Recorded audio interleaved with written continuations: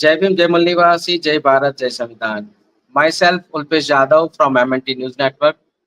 I heartily welcome you all on MNT News Network special edition, which is we are regularly organizing on Sunday at 8:30 p.m. Today's discussion is on equal opportunity in education.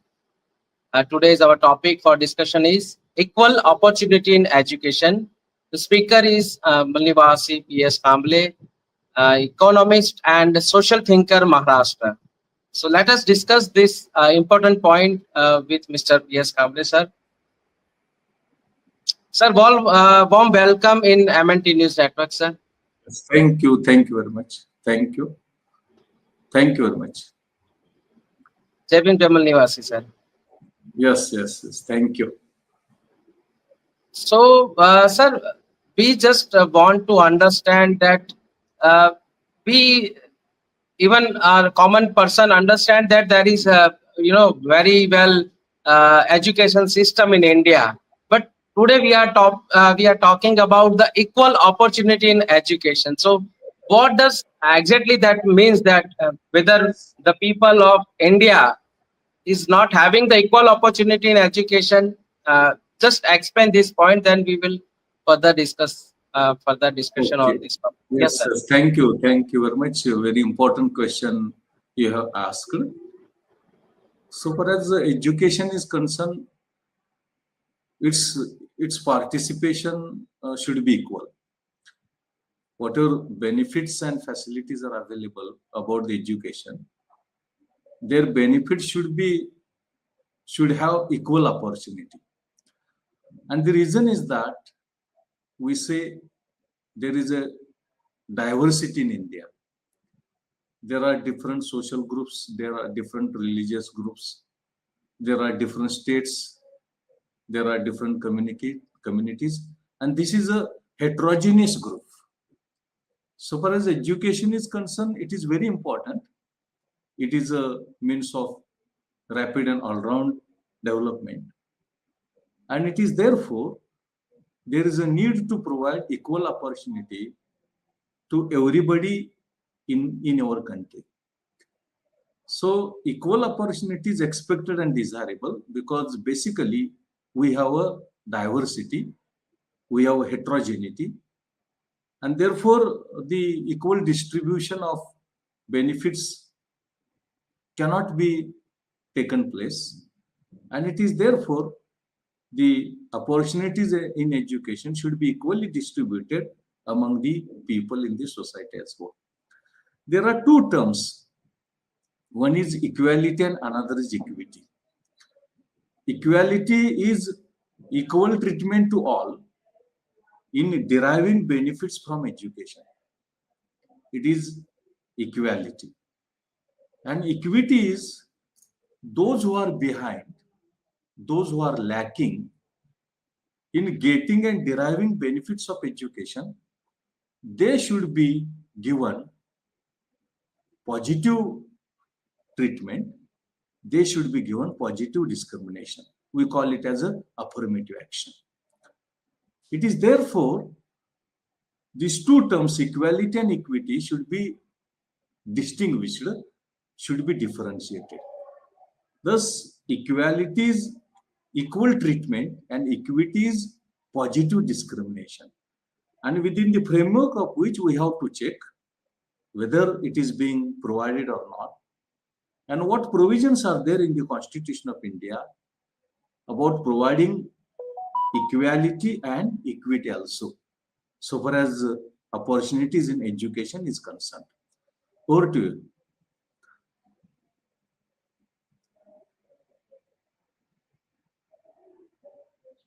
Yes, over to you. Now, talking about equality of opportunity in education or equal opportunity in education, all of us know Constitution is a fundamental law, and consequently Constitution of India is a fundamental law in India. Means all the laws and acts, those should be in the framework of Constitution of India. In this backdrop, it is necessary to discuss what provisions are there about equal opportunity in education and equity of opportunity in education as well. All of us know preamble of Constitution. Preamble of Constitution talks about there should be equality, that is social, political and economic. Social, political and economic means every citizen in India, when we talk about education, should be given equal treatment in deriving opportunities or benefits of education in India. This is what we call it as a equality. Equity, I have mentioned. Equity means those sections of the society, those strata of the society who are lagging behind in deriving opportunities in education, they should be given positive discrimination or the treatment of positive discrimination. We call it as a affirmative action. Now the question is, what provisions are there about equal opportunities in education? More importantly, equity in education.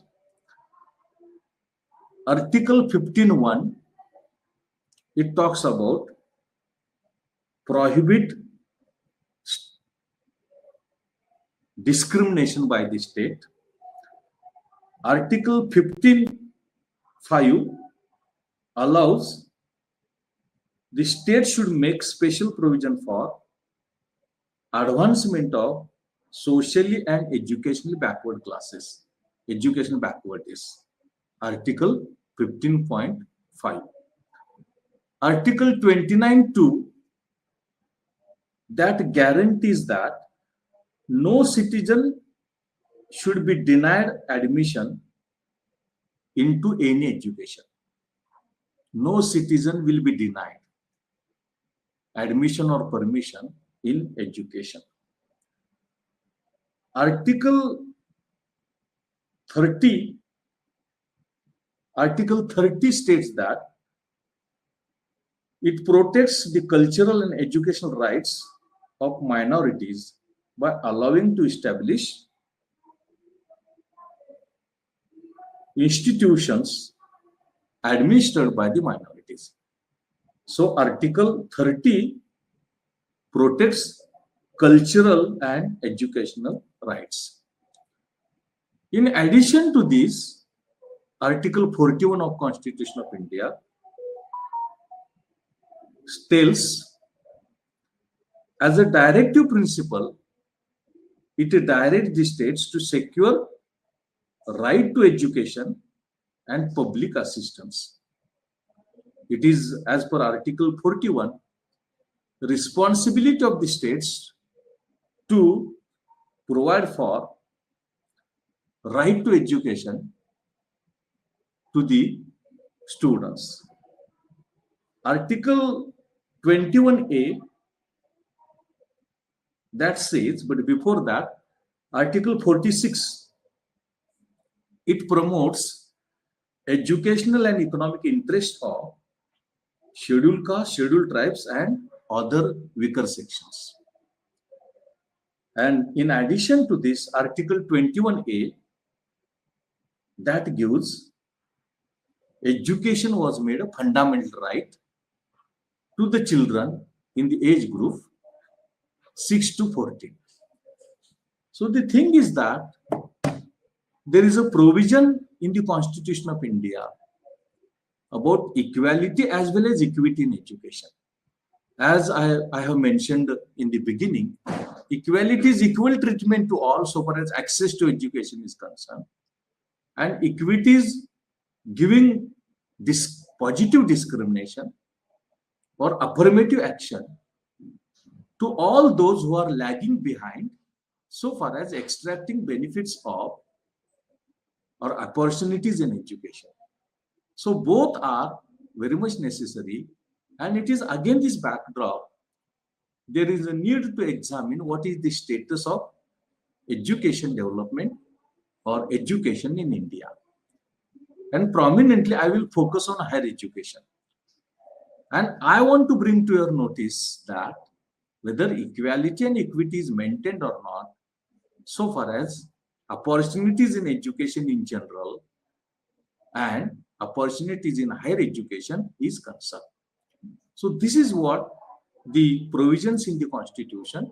Now we are in a position to analyze and examine to what extent equality and equity is realized, is materialized in the independent India. About 78 years have been spent, have been passed. So this requires to examine what is the state of equality and equity in education or opportunities in education. That is what that I want to discuss before you. Yes, sir. Basically, we want to understand that this nowadays there is a too much privatization is going on of the education system. The present government is telling that we are doing the merger for better education. So, do you think that this will help in providing the equal opportunity in education for all the peoples? Basically, we are talking in terms of if we say that we are for backward class and basically the girls of all classes. So, whether this merger or closing of the government institutions will give the equal opportunity in education for this segment, sir? This is one most relevant question at present. Yes, sir. Very important question you asked. What will be impact of privatization of education on equality or equal opportunity in education? But before that, I will try to present before you what is the exact status of opportunities in education. Now, when we look at, only I am talking about higher education, other aspects of education I have not taken into account. Only higher education, if higher education is taken into account, gross enrollment ratio in higher education, gross enrollment ratio in higher education in 2017-18 was only 24.6%. 24.6%. And 2021-22, this increased to 28.4%. So from 2017 to 18 to 2021-22, there is increase of gross enrollment ratio only by 4%. Now you talked about male-female. So far as male-female participation is concerned, as per the data which is given by All India Survey on Higher Education, it is more or less the same. For example, in 2017-18, male participation was 24.5% and female was 24.6%. And in 2021-22, male participation in higher education was 28.3% and female was 28.5%. That is more or less the same. Now, talking about scheduled caste, you referred to scheduled caste as well. Gross enrollment ratio in higher education among the scheduled caste was 22% in 2018-19, which is 25.9% in 21-22. So there is a gap of 3%. So far as national level gross enrollment ratio and gross enrollment ratio among the scheduled caste. So far as scheduled tribe is concerned, gross enrollment ratio among the scheduled tribes was 15.3% in 2017-18, which was increased to 21.2% in 2021-22. There is an increase of 5%, but there is a shortfall of 7%. so far as gross enrollment ratio among the scheduled tribes compared to the national level gross enrollment ratio. If we try to analyze the state-wise scenario or across the state scenario, it is found that the states Chandigarh, Pondicherry and Delhi, they are ahead so far as the gross enrollment ratio is concerned. In Chandigarh, 64.8%, Pondicherry 61.5%, and Delhi 49%. And the northeastern states, Mizoram, Himachal, Sikkim, they are very much lagging behind so far as gross enrollment ratio in higher education across the states is concerned. And in addition to that, what we call it as the Bimaru states, Bihar, Madhya Pradesh, Jharkhand, Uttar Pradesh, enrollment in higher education is very insignificant, very less. Bihar 17, Jharkhand 18.6, Uttar Pradesh 24.1%. So it is significantly meager. If the state-wise analysis relating to scheduled caste, scheduled tribe is taken into account, it is found that in the states, especially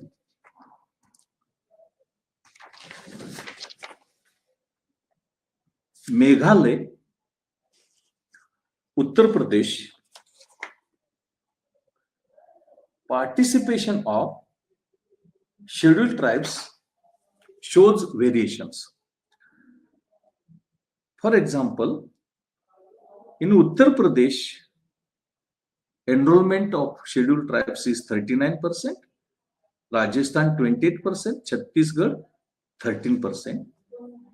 In Meghalaya 23% and Manipur 23%.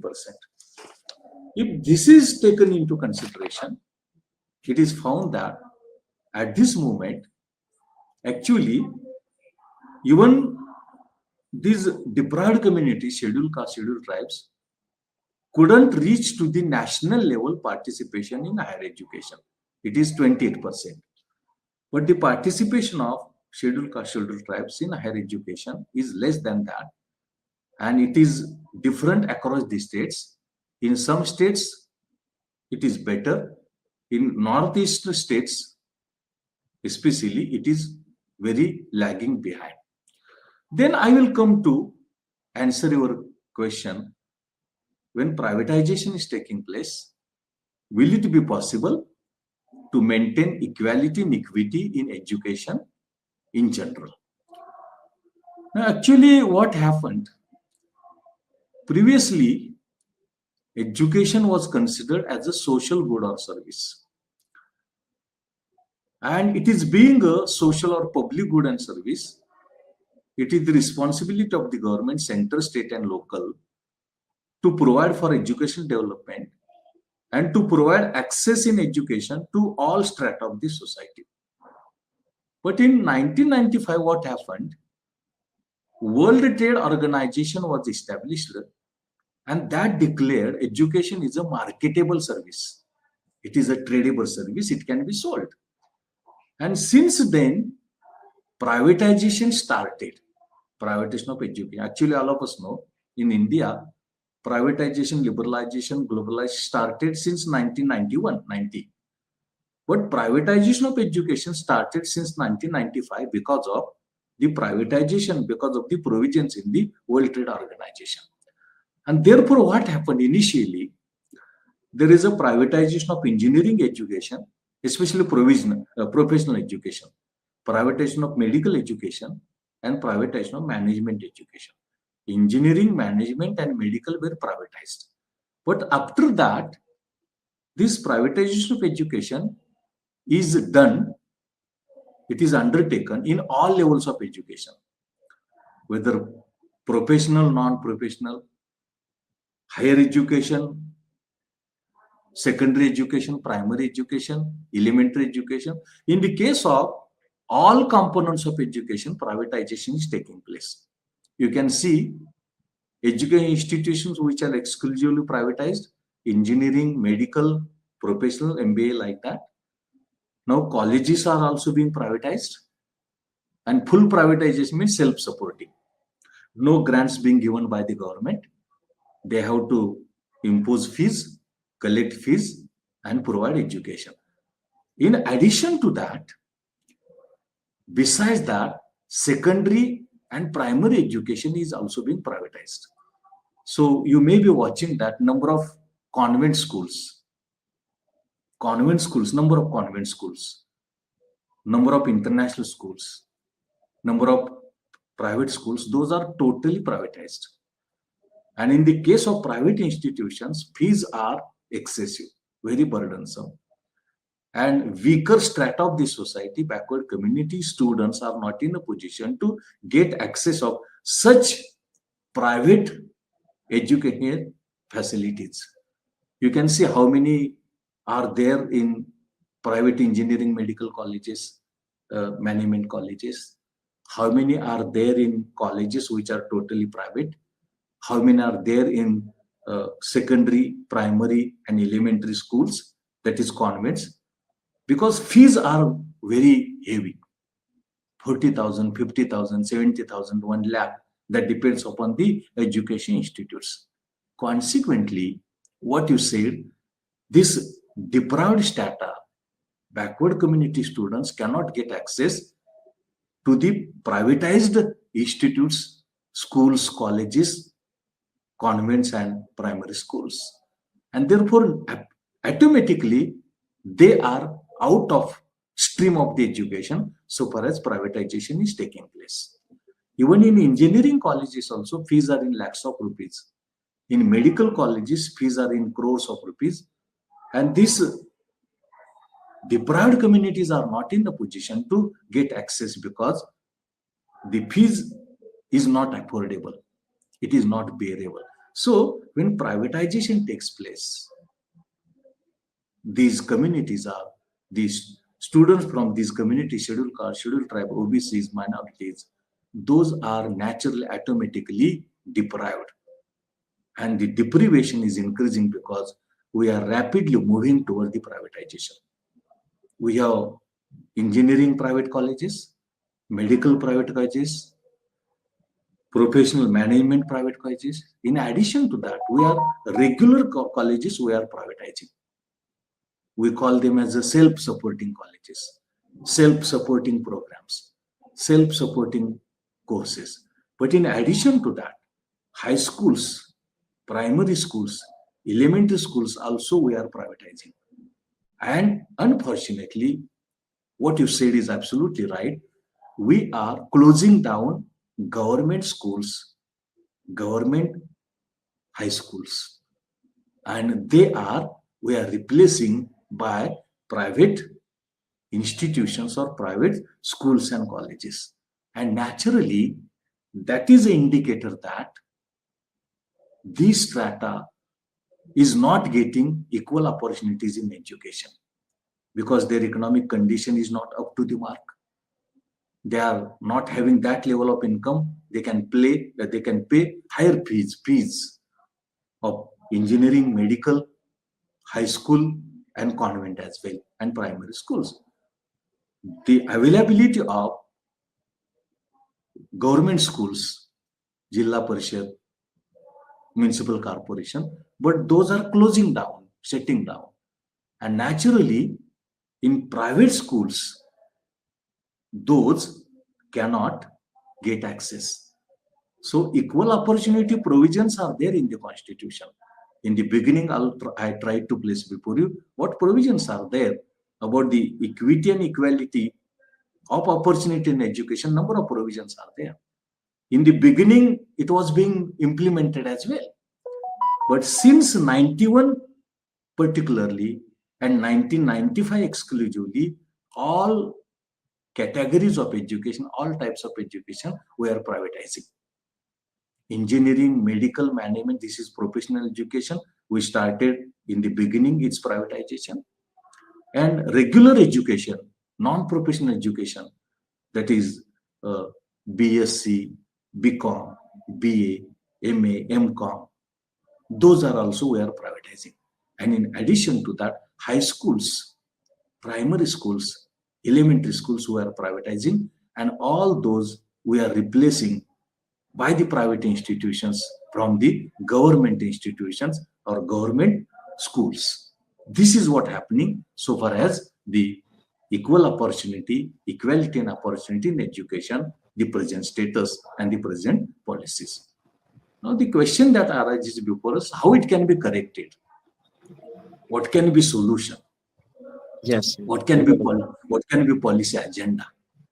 So that the deprivation in equality of opportunity in education is taking place.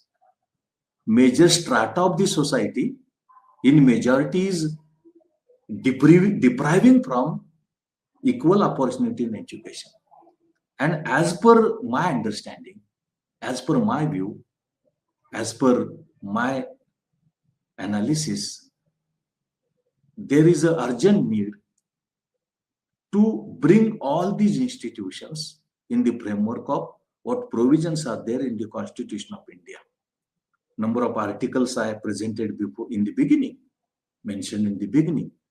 In the framework of constitutional provisions, all education institutions should be brought, and privatization of education should be stopped. Suppose we assume that all expenditure on education is expected to incur by government, central, state and local as well.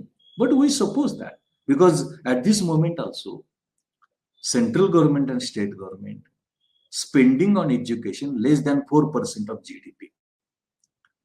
Actually, in 1978, Kothare Commission was appointed by the government of India.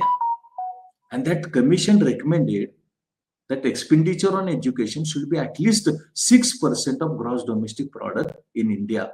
But in 78 years of our independence also, we didn't reach that. At this moment also, expenditure on education of center and state is less than 4%. We couldn't realize 6% as well. Actually, need to spend at least 10% of GDP expenditure on education. Suppose, if possible, or the government should try to increase expenditure on education. But we can say that all education institutions cannot be started by the government. But some private institutes are there, those should be controlled by the government. Those should be monitored and regulated by the government. Suppose convent schools are there, convents high schools are there. Apply positive or affirmative action, give access to this deprived strata of the society.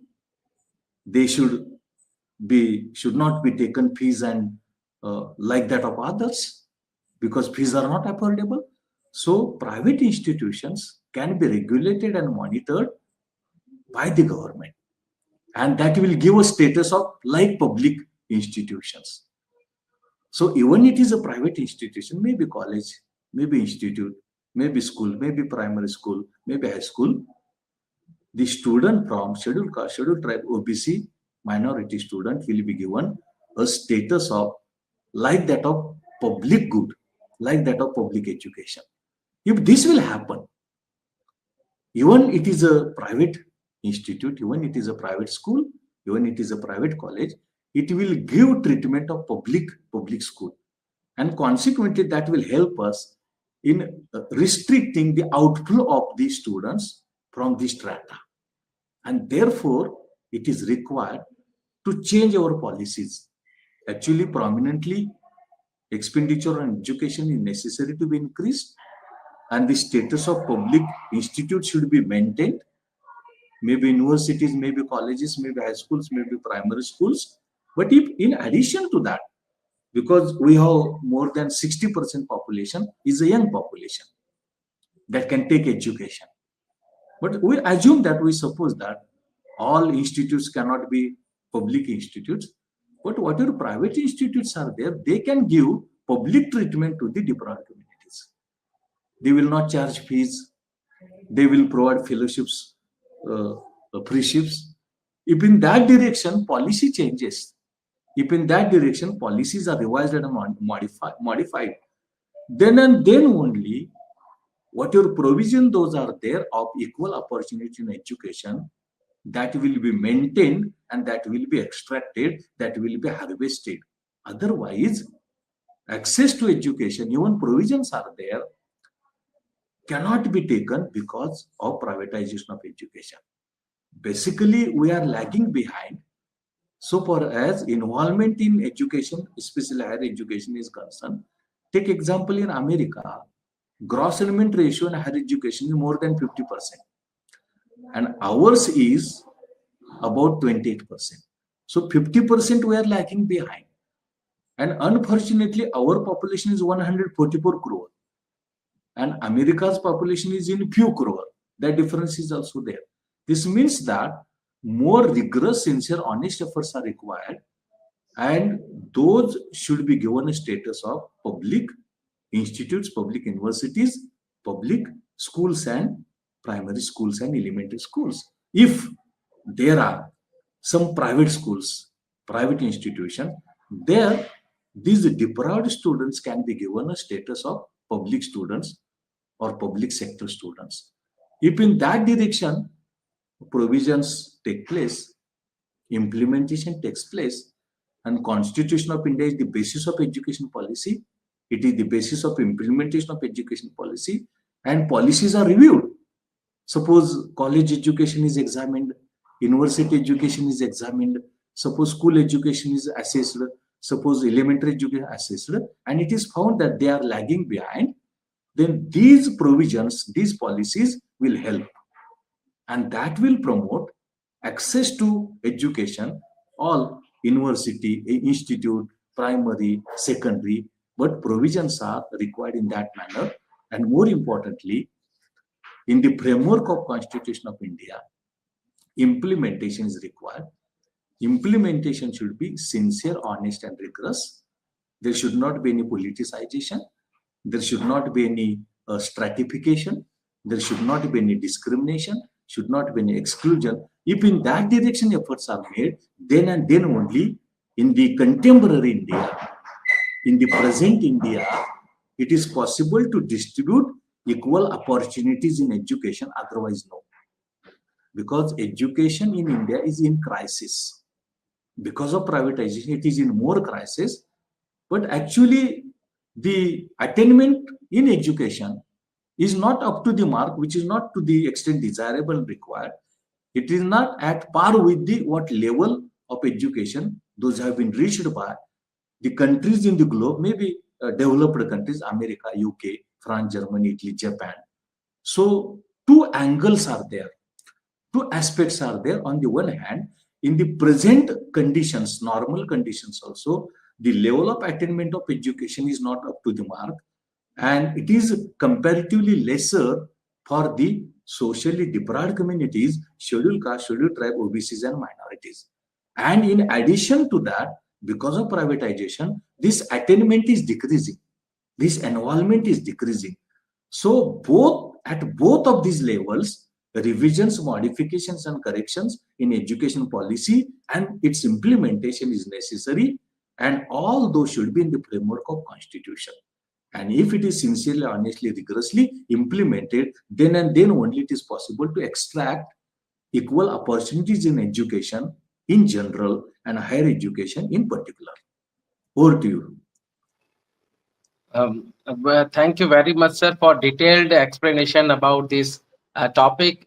Today we were discussing about the equal opportunity. You have given our second word also, the equity education. So I believe our who are watching the MNT News Network is now understand the Yes, importance yes. I of the tried my equal level. opportunity in education. I tried my level best. Yeah, yeah. What is the Thank you present very much. scenario so far as equal opportunity in education? What provisions are there in equal opportunity in education in Constitution, and what changes or deviation those are taking place, and what can be solutions, what can be policies? These are the things I have tried to place before you. Yes, yes. Thank you very much, sir. I hope our people will see Yes. this video and share this video to So many these are people. the scenarios and these are the revisions correction which are required so far as